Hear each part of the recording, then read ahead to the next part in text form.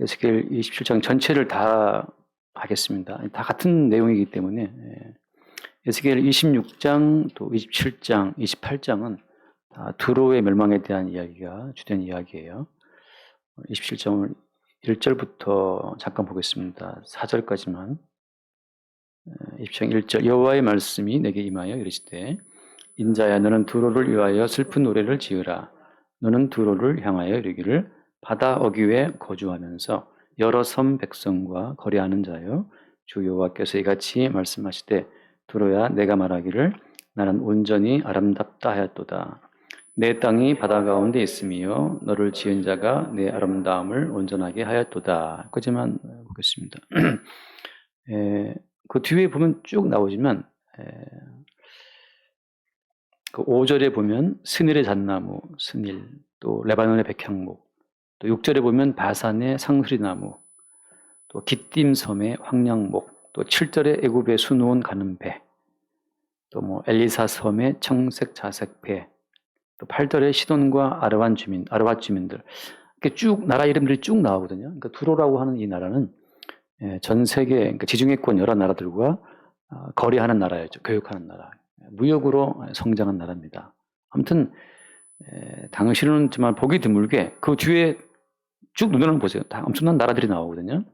수많은 나라들과 다 교역하면서 나라를 키워온 것이 두로예요. 그래서 이 두로 나라는 엄청 이제 말하자면 부를 쌓은 나라고 전 세계 나라들과 교역하는 걸 통해서 막대한 어떤 그 물품들이 오가는 그런 나라였어요. 그래서 망할 거라고 생각하지 못한 나라였는데 에스겔의 이 예언이 있은 다음에 한 3년 뒤쯤부터 해서 바벨론 군대가 두로를 포위하거든요. 근데 얼마나 강한 나라인지 그 바벨론 그 당시에 강한 그 바벨론 제국이 13년을 포위합니다. 13년 동안 포위해서 결국은 이제 두로를 멸망을 시키거든요. 그러니까 그 강대국 바벨론 제국과 13년간 버티고 싸워도 결국은 망한 나라가 두로예요.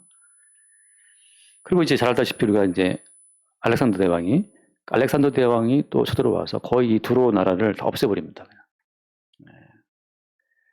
지금은 이제 거의 뭐 흔적만 있다 그러는데, 그래서 이 두로의 이 강대한 나라가 망하게 됐다는 사실을 지금 에스겔서가 비중 있게 26장, 27장, 28장까지 석장을 들여서 이 두로에 대한 심판을 말하고 있거든요. 그만큼 두로란 나라가 그 당시에는 그 누구도 두로가 망할 것을 예상하지 못했던 강대한 나라였다는 사실을 보여주는 거예요.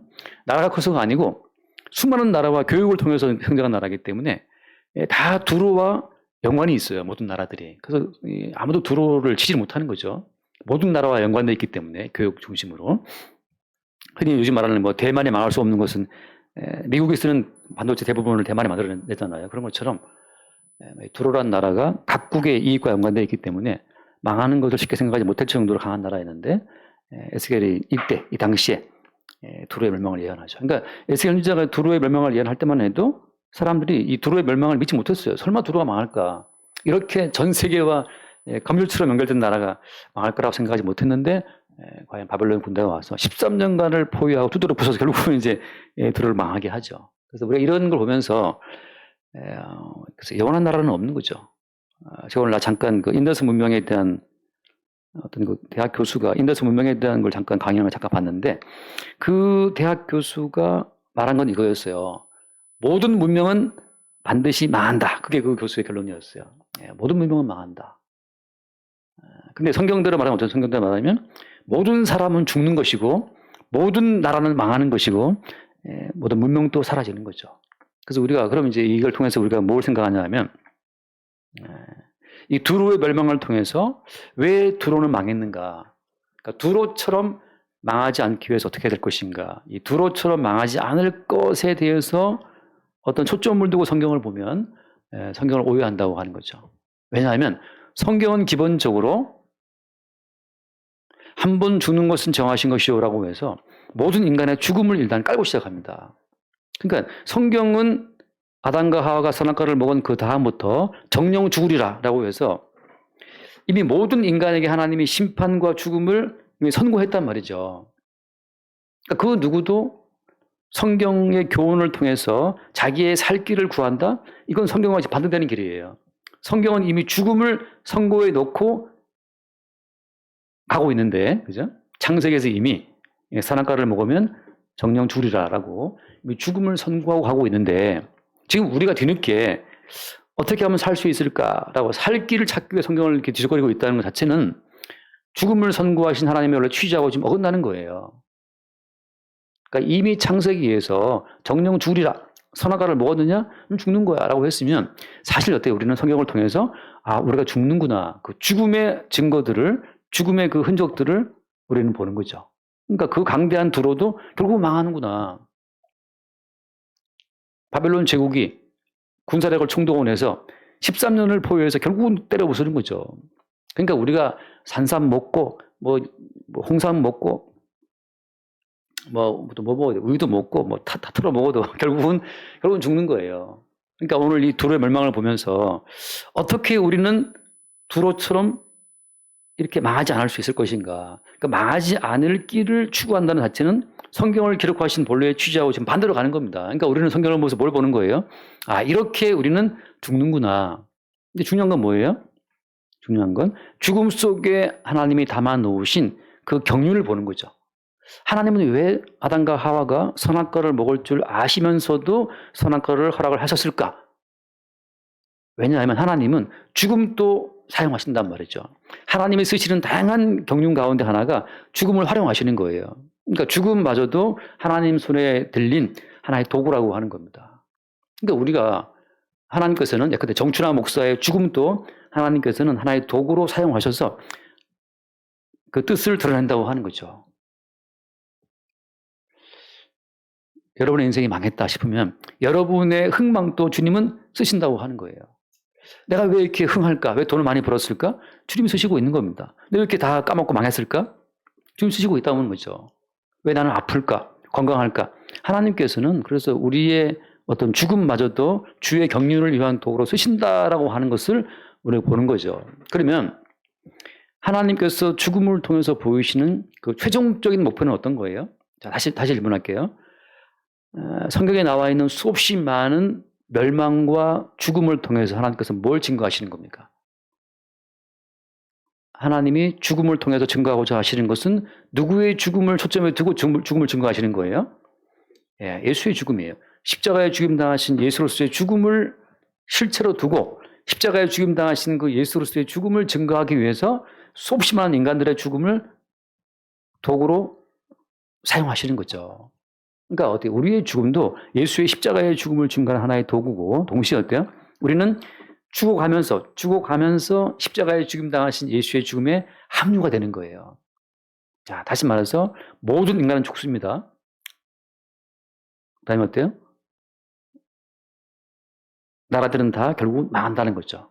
그러니까 이 각 개인의 죽음과 나라의 멸망을 통해서 하나님이 증거하고자 하시는 것은 한 분 십자가에 죽임 당하신 예수로서의 죽음이라고 하는 거예요. 근거는 뭐냐? 잠깐 말씀드릴게요. 요한복음 잠깐 볼게요. 요한복음 12장을 보겠습니다. 요한복음 12장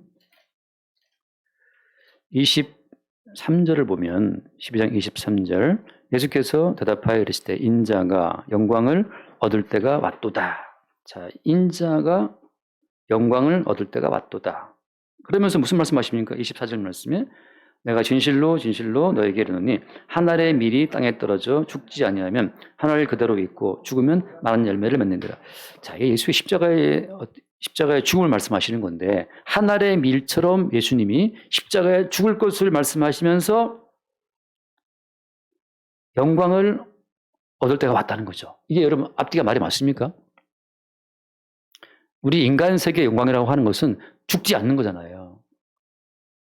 이재명의 민주당이 죽을 위기에 빠져 있다가 지금 갑자기 오늘 보니까 굉장히 선거에서 이겼던데 압승했다고 그러는데 지금 압승한다고 그러는데 그러니까 거의 죽을 지경에 빠져 있다가 선거에서 압승해서 살아나는 그것이 인간 세계에서는 영광이잖아요. 근데 오히려 선거에서 망했다. 감옥 들어갔다. 그렇게 지금 선거에서 지고 감옥 들어가게 된 그 상황에서 영광을 얻을 때가 왔다고 말할 수 있겠습니까? 인간 세계는 그렇지 않아요. 인간 세계에서는 저놈을 죽이고 내가 이기는 것이 영광이잖아요. 근데 어떻게 예수님께서 말씀이 한 알의 밀이 땅에 떨어져 죽을 때가 왔는데 그 한 알의 밀알처럼 죽을 그 십자가의 사건 앞에 두고 주님 하신 말씀이 인자가 영광을 얻을 때가 왔도다라고 말씀하시는 거죠. 왜 그렇습니까? 하나님의 경륜 가운데 죽음이라고 하는 것은 새로운 생명으로 들어가는 출구예요. 새로운 생명으로 가는 게이트, 그 출구가 뭐냐면 그 입구가 그 문이 죽음입니다. 어떤 문이? 예수님이 죽음을 통해서 그 영원한 생명의 세계로 들어가시는 거죠. 죽음 속에 들어가면 그 죽음 속에 새로운 생명의 세계가 들어있는 겁니다. 지금 우리가 찾고 추구하는 생명은 욕심적인 생명을 연장하는 거잖아요. 근데 어때요? 어떤 인간도 욕심의 생명을 연장해서는 영원히 살 수가 없는 겁니다. 결국은 죽는 거예요. 아무리 잘 먹고 운동해도 결국은 다 죽어요. 이재명 대표가 아무리 정치를 오래 한다 하더라도 결국은 언젠가 대표 내려와야 되겠지. 모든 인간은 죽죠. 그래서 주님 하신 말씀처럼.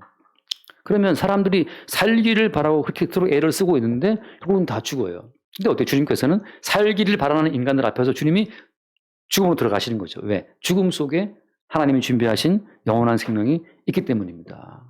그래서 지금 그 뒤에 한 번 더 찾아볼래요. 25절 말씀에 안 줬는데 25절에 이제 24절에서는 3절에서는 영광을 말씀하시고 그 다음에서는 하늘의 미래 당신의 죽음을 말씀하시는 건데 25절을 보면 25절에 12장 25절 자기의 생명을 사랑하는 자는 잃어버릴 것이요 이 세상에서 자기의 생명을 미워하는 자는 영생하도록 보존하리라 이렇게 돼 있거든요.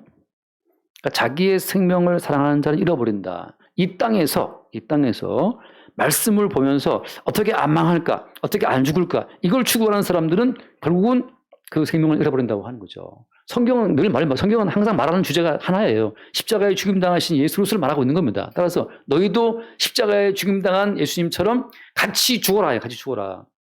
함께 예수와 함께 죽는 그것이 어때요? 그게 새로운 생명으로 가는 출구다. 출구. 그러니까 이런 말씀을 보면서 두로는 망했지만 우리는 망하지 말자. 왜 두로가 망했지? 두로가 망할 만한 요소를 다 파악해. 두로가 교만했구나, 까불었구나. 뭐 그걸 보면서 우리는 겸손하자. 겸손하자라고 겸손한 척을 해도 주님께서는 우리의 본성을 아신단 말이죠. 우리는 겸손할 수 없어요. 겸손한 척을 할 수 있지만 겸손이 안 됩니다. 돈 들어오고 명예 들어오고 이기면 바로 우리 마음에 허파에 바람이 들기 시작하기 때문에 겸손한 척은 결국은 마음에 붕뜨게 돼 있어요. 자, 무슨 말이냐. 주께서 우리를 부르시는 그 부르심의 방향은 어디냐 하면 죽음이에요. 죽음. 십자가의 죽음이죠. 그 십자가의 죽음으로 우리를 부르시는 그 부르심을 선명히 하기 위해서 오늘 두로라고 하는 강력한 나라가 어떻게 망하는지를 주님이 자세히 기술하고 있는 겁니다. 이렇게 견고하게 전 세계와 교역하면서 제가 안 봤지만 20장 그 뒤에 보면 나오지만 각 모든 나라와 그 교역했던 물품들이 나와요. 물품들이. 정말 다양한 나라와 다양한 물품들을 교육합니다. 두로가. 그게 검율처럼 각 나라와 연결되어 있지만 어떻게 망하는지를 보라 이 말이죠.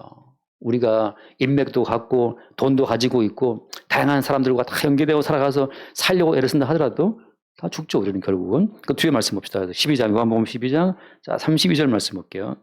32절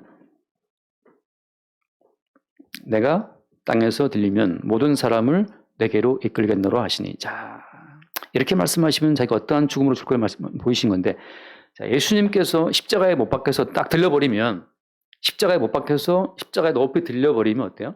그러면 모든 사람을 내게로 이끌겠다라고 하시는 거죠. 그 말은 무슨 말인가? 예수님이 자기의 죽음으로 부르실 백성들이 택함받은 백성이라고 하는 겁니다. 예수님은 자기의 백성들을 자기의 죽음, 십자가의 그 죽음으로 불러들어서 예수와 함께 죽게 하시고 그리고 어때요? 예수와 함께 새로운 생명으로 살게 하시는 거예요. 이것을 바울은 이렇게 말합니다. 잠깐만 고린도후서를 봅시다. 고린도후서 사도 바울은 이 십자가의 사건을 어떻게 표현하느냐 우리가 많이 봤던 말씀인데 5장 고린도후서 5장 14절 말씀 보겠습니다. 5장 14절 그리스도의 사랑이 우리를 강권하시는도다.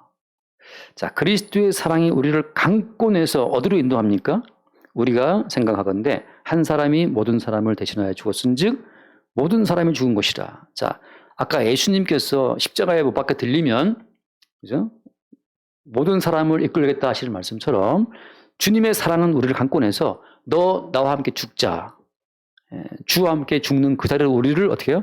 강권에서 부르신다고 하는 거죠. 정춘화의 인생은 예수와 함께 이미 죽었다고 하는 그 죽음을 매일매일 우리한테 확인을 시키시는 그것이 우리를 사랑하시는 주의 사랑이라고 하는 거예요. 왜? 그래야 이 헛된 세상의 이 꿈에 우리가 빠지지 않기 때문에 그래요. 어떻게 예수를 믿으면 아마 했습니까?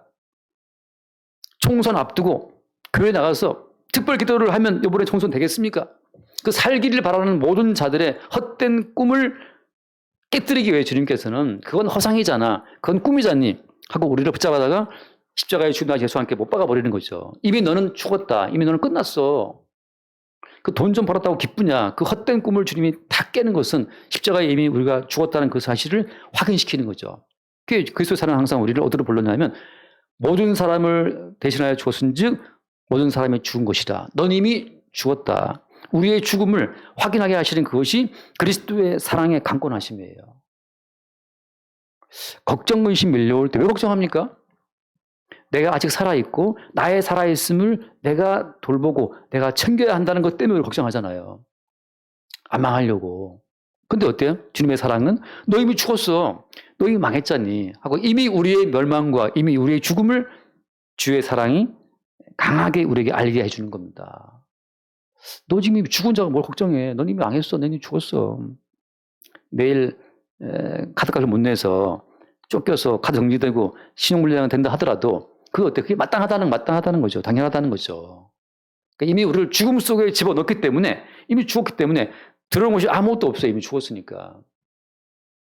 주님의 사랑은 우리를 강권해서 너는 이미 죽은 것이다 하는 사실을 알게 한다는 거죠. 그 다음 말씀 봐요. 5장 15절에 그가 모든 사람을 대신하여 죽으심은 살아있는 자들로 하여금 다시는 그들 자신을 위하여 살지 않고 오직 그들을 대신하여 죽었다가 다시 살아나신 이를 위하여 살게 함이라. 주님 우리가 죽었다며. 근데 지금 살아있는데요. 주께서 말씀하시기는 주님께서 십자가에 대신해 죽었기 때문에 너는 이미 죽은 것이야 라고 말씀하시는데 아직 우리는 살아있잖아요. 나 왜 살아있습니까? 여기 말씀 그대로예요. 그들 자신을 위하여 살지 않고 오직 그들을 대신하여 죽었다가 다시 살아나신 그리스도를 위해 우리를 살게 하고 있다는 것이죠. 지금 살아있는 삶은 그리스도를 위해 사는 삶이고 그리스도가 우리를 그러니까 통제하시는 삶이라고 하는 겁니다. 바꿔 말하면 지금 우리의 살아있음은 내가 나의 목숨을 관리해 살아있는 것이 아니고 주께서 우리를 살게 하시기 때문에 살아있는 거예요.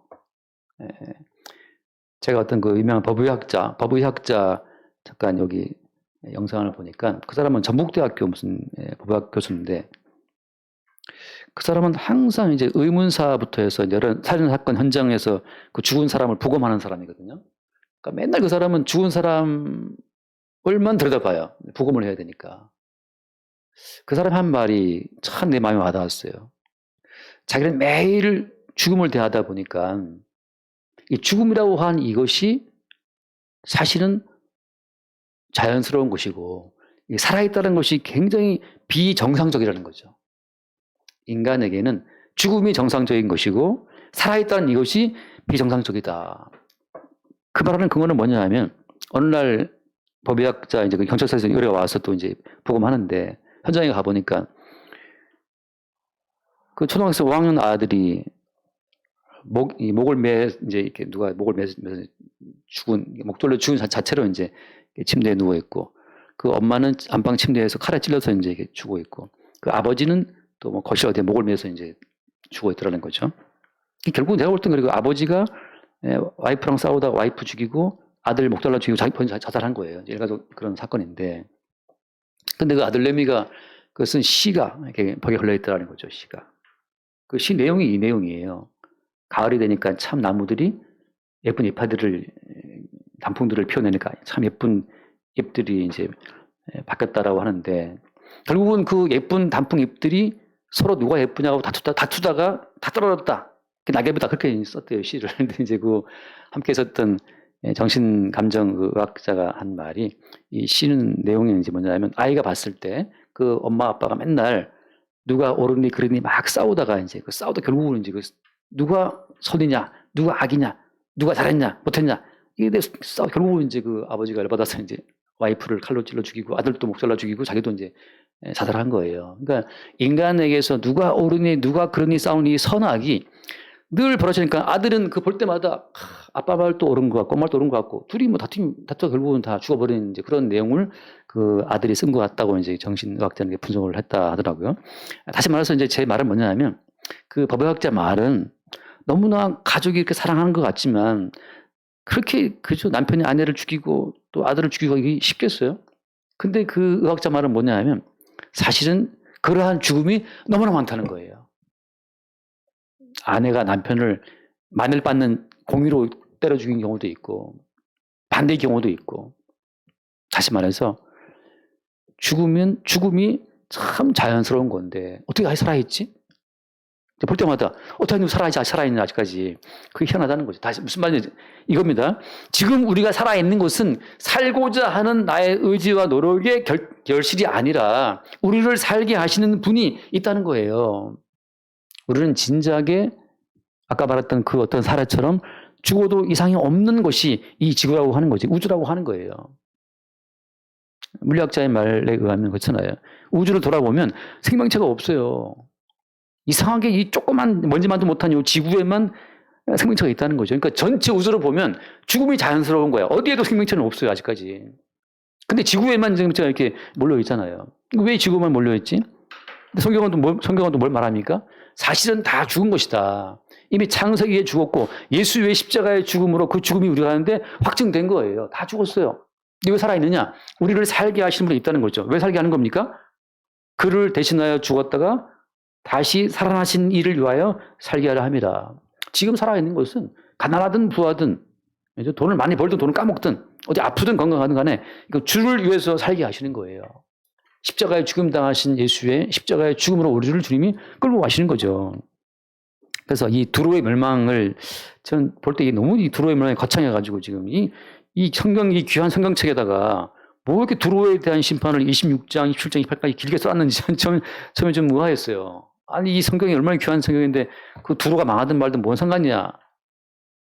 근데 그 당시 이제 고대근동 아시아에서 누구도 망할 거라 생각하지 못했던 그 두로의 멸망을 자세히 선지자가 기술하면서 아마 에스겔 본인도 놀랐을 거예요. 이게 어떻게 두로가 망할 수 있지? 근데 아무리 강해 보이는 생명체라도 어때요? 하나님께서는 모든 인간을 지금 죽음으로 이미 확정하고 가고 있는 길이기 때문에 다 죽는 겁니다. 단지 여기서 어때요? 택한 백성을 뭘 보는 거예요? 택한 백성은 거기서 십자가에 죽임 당하신 예수 그리스도를 보고 십자가에 죽임 당하신 예수와 함께 죽고 함께 사는 그 새로운 길로 우리를 주님이 인도하신다고 하는 거죠.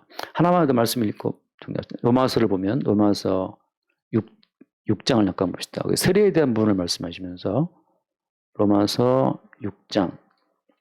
그러므로 우리가 그의 죽으심과 합하여 세례를 받음으로 그와 함께 장사되었나니 이는 아버지의 영광으로 말미암아 그리스도를 죽은 자 가운데서 살리신 것 같이 우리로 또한 새 생명 가운데서 행하게 하려 함이라. 여러분 모든 성도는 그의 죽으심과 합하여 세례를 받은 자, 다시 말해서 그와 함께 어떻게 됐어요? 그와 함께 장사되었다. 여러분 모든 성도는 이미 주와 함께 죽고 주와 함께 장례까지 치른 자란 말이죠. 이미 장례식을 치르고 지금 살아있는 거예요. 이미 수유를 입고 관짝 들어갔다가 나온 자라는 거죠. 왜 살아있느냐? 왜 살아있는 겁니까? 새로운 생명 가운데서 행하게 하려 합니다. 다시 말해서 우리의 생명의 주인이 그리스도이시고 그리스도이신 그 주님이 우리를 하루하루 살게 하시는 거예요.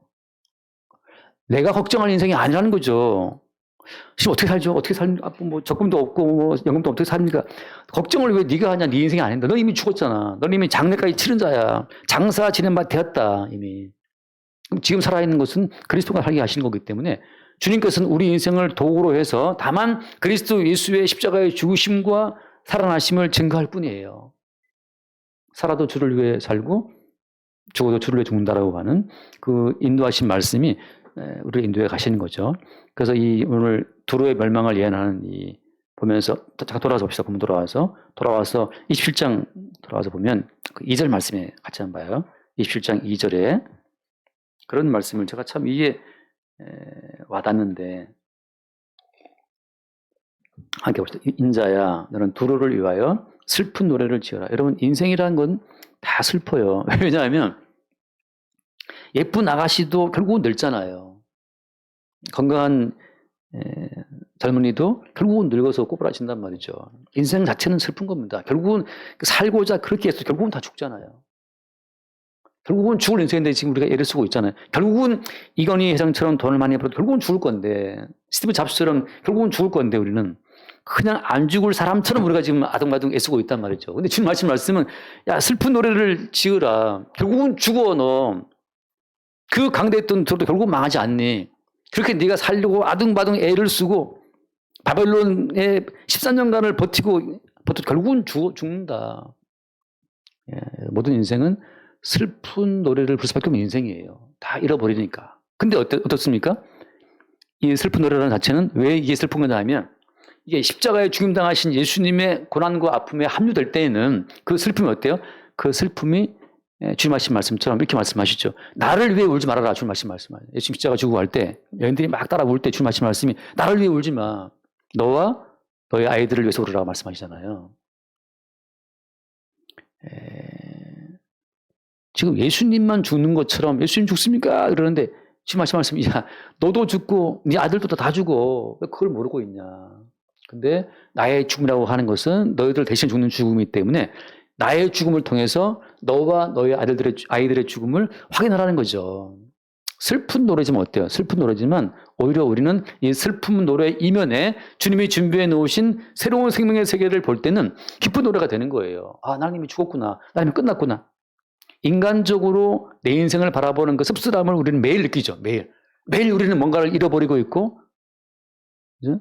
매일 뭔가 늙어지고 있고, 매일 쇠퇴해지고 있고, 잠깐 좋았다가 또 나빠지고, 걱정은 매일 밀려오니까.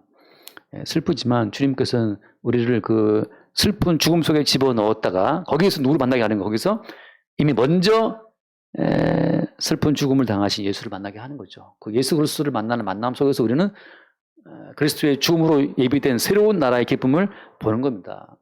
그렇게 우리가 날마다 인생 살아가면서 너무 그렇게 슬퍼하지 마세요. 우리 인생의 쇠퇴함과 상실에 대해서. 오히려 주님께서는 그렇게 우리를 쇠퇴와 상실과 죽음으로 끌어들여서 그것이 그리스도의 사랑이 우리를 강권하는 어떤 강권의 증거입니다. 매일 성도는 실패를, 멸망을, 죽음을 확인받아요. 아, 나 이미 죽었구나. 나 이미 망했구나. 끝났구나. 거기서 이미 먼저 실패하시고, 먼저 두드려 맞고, 먼저 죽임당하신 예수를 만나는 거죠. 그래서 그와 함께 죽고, 그와 함께 사는 새로운 길로 가는 그 반복적인 십자가의 사건 속에 성도는 있는 거예요. 그래서 매일 성도는 슬프고, 매일 기뻐요. 아, 내 거 망하는구나. 슬프지만, 그리스도 예수의 것으로 새롭게 살아나기 때문에 기쁜 거죠. 그렇게 우리의 성도의 삶이 날마다 강대한 드로의 망함처럼 강대한 내 인생도 이제 망하는구나 싶지만, 거기서 먼저 죽임당하신 예수를 만나서 주와 함께 살아나는 영광의 순간들이 있게 되길 바랍니다. 기도하겠습니다. 주님, 다루기에도 거창한 이 두로의 멸망을 선지자가 자세히 예언하는 것을 바라봅니다. 이처럼 정교하게 세워진 인생도 나라도 결국 망하는 것처럼, 아무리 우리 인생을 정교하게 세워도 결국은 두로처럼 망하게 될 인생의 그 진실을 볼 수 있도록 우리를 인도하여 주옵시고, 주와 함께 죽고 주와 함께 장사되어 주와 함께 새롭게 살아가는 새로운 피조물의 삶을 날마다 성령 가운데 우리 가운데 허락하여 주옵소서. 우리 주 예수님을 기도드립니다. 아멘.